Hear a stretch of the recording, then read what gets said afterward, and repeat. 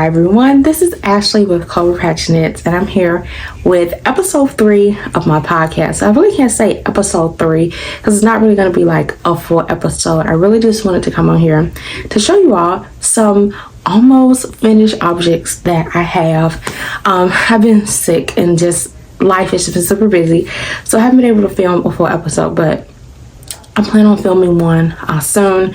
Like I said, I wanted to share some almost finished objects that I have that I'm super excited about.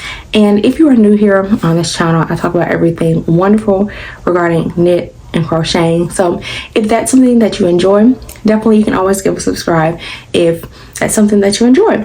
So on my last episode, I talked about how I was going to make my sister some mittens. Well, I'm super excited because I have completed one. These mittens that I'm making for her are the Tuulikki Mittens by Center Kramer. And I've talked about this before on the previous episode, but I love this pattern. It is actually very easy. This is actually my first mitten that I've made, that I've completed. Let me say, because I've tried mittens before.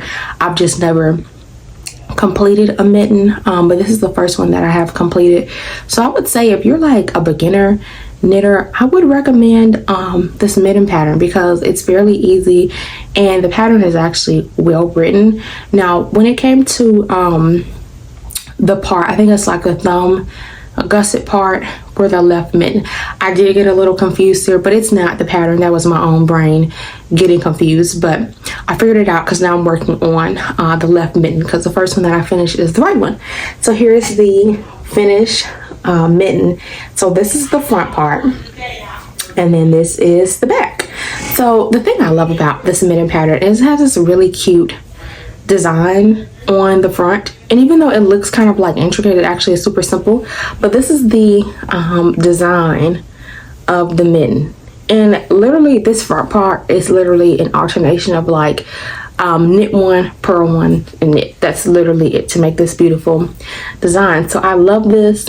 And then with the cuff, you can wear it long or you can even fold the cuff up like this. So you can fold up like that, but it's super cute, and it fits my sister really well. So I'm super excited because I was, when you're making something for somebody else, it can kind of be a little tricky because you're hoping that it's gonna fit perfectly because that person's always not there for them to try on things, compared to when you're making it for yourself. You can always try it on and it's super simple. But I was like, okay, hopefully this is gonna fit perfectly for her. And it did. And then so this is the thumb part. This is just like a stockinette thumb, but it's super simple. And that's the back. So I love this, and I love the little mohair. I don't know if you all can see the slight fuzziness. So it's actually not slight, it's a kind of a lot of fuzziness, just a little bit, but I love this. And this is the yarn I'm using. I talked about this in the other episode. So my mohair is Knitting for Olive Limestone, and this is their Petroleum Green. Literally have a little bit left. This is their Knitting for Olive. I can't remember, Mohair color, Petroleum Green. And this is, I wish I could find the exact yarn that I used for this, but I believe it is an old rusted chair. The name of the color is not coming to me at this moment, but I'll put it down in the link below. But I believe it's an old rusted chair. But this yarn pattern for the Tuulikki Mittens doesn't take a lot of yarn. I bought way more mohair than I needed. Really, honestly, I could have maybe bought, let me see how many yards is in this. In this, it will tell me how many yards is in this. Let's see if it's on here. Well, it doesn't tell me right on here, but with this Knitting for Olive mohair, honestly, I probably could have bought maybe 2 of these. I think I bought 4, but it's fine because I'll use it for another project. So I'm always going to find another project to make with this mohair because I'm still going to have some of this yarn left over. So I'm like, what do I do with this yarn? Because with this color combination, I've made my sister a beanie, which I need to show. I always forget, but I need to show this beanie that I made for her to go with her mittens. So I'm like, I have enough yarn. I'm like, do I make her a mini scarf? But then I'm like, I don't know if she's gonna wear the mini scarf, but I think it'll be cute because I don't know if I have enough yarn for like a full scarf. But I'm like, I probably can make a mini scarf because in this yarn, this is a finger weight yarn. I think I have, no, I probably won't even have enough to make a full scarf. So I'll have to see if she likes mini scarves, or I'm like, maybe I can make her a scrunchie. That's an idea because I've never made scrunchies, and I've been seeing these like knit scrunchies go around, and they are really cute and I love those. So this is an option. I think I have enough to make a mini scarf, or maybe I'll make her a scrunchie. I think my younger sister probably would wear the scrunchie more than maybe the mini scarf. I don't know. We'll see.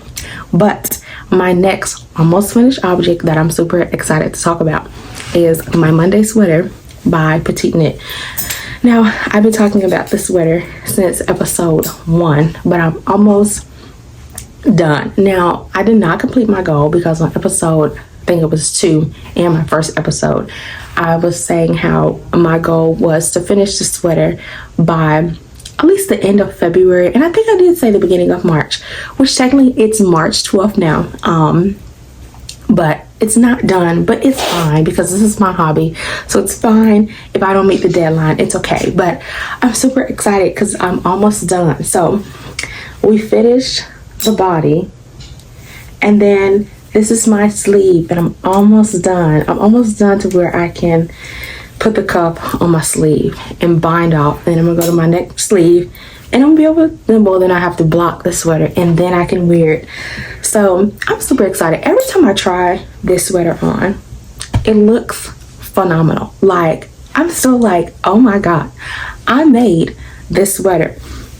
And I had shared in previous videos how on this sweater, the Italian bind off was a struggle for me. But when I got down to the bottom of the sweater, this part, I found a really great video that I'm also going to share in the description box below because it saved me when it came to doing the Italian bind off. It is a wonderful tutorial, and that tutorial literally just like, it made everything click in my mind with this bind off. And I was like, okay, I've got the Italian bind off now. And the great thing that I loved about doing the Italian bind off at the very bottom of this sweater is that it gave me a lot of practice on the Italian bind off. So I know when I bind off on my sleeves, it's gonna be a breeze for me because I've had so much practice when I did the bottom of the sweater. Now, the only thing about the Italian bind off, and I think this is me because I was super nervous that I was going to mess up again, and I was like, I don't want to mess up again because this is my second attempt on this sweater and I didn't want to mess up, so I was super nervous. But the bind off is a little tight, but it's not like unbearably tight, but I wish it was a little bit loose. But I'm hoping, my fingers are crossed, that when I block this, that maybe the bind off will loosen up just a little bit. It's not like super tight, like I said, but I wish it was a little bit looser. But I think that was just me because I think I was super nervous when I was doing the bind off, so it's a lot tighter than probably what it should be, because when I was watching the tutorial, she was like, don't make it too tight, which I obviously did make it too tight because, like I said, I was nervous and I didn't want to mess up. But it's fine. I love this sweater. This is the colors that I'm using. I'll have to put in the description box the color that I'm using and the name of the yarn because I can't remember at this time. But it's these two colors. This is like a lace and finger weight held together to make the sweater.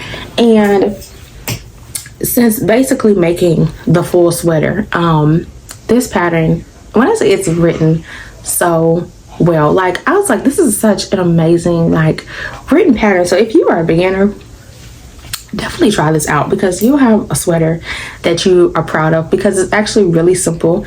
I've talked about how simple this pattern is in other episodes, but I really do love this sweater. And I think I've shared this in other episodes. I was so scared to make a petite knit sweater just because of how, like I say, commercial that it looks, but it looks, a lot of her garments look like you can buy them at a store, and that made me super nervous. I was like, I don't know if I can make that because I'm like, if it looks so like commercial, like if her items look like that, the pattern. This must be difficult. But this Monday sweater has been a breeze.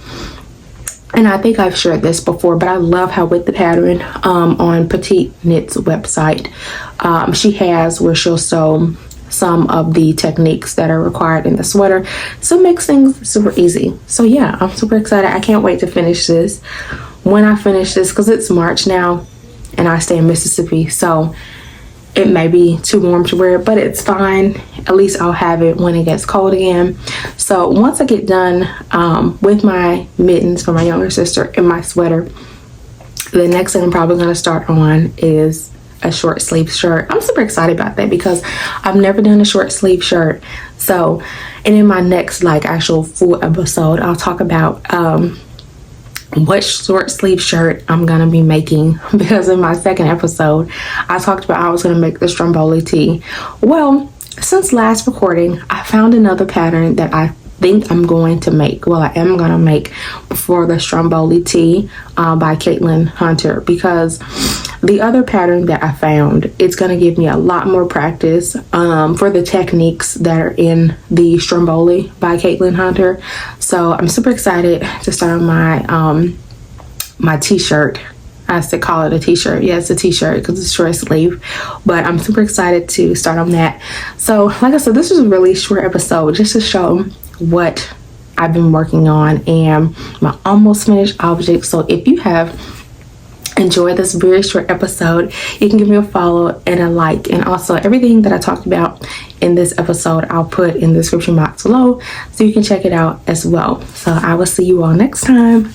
Bye.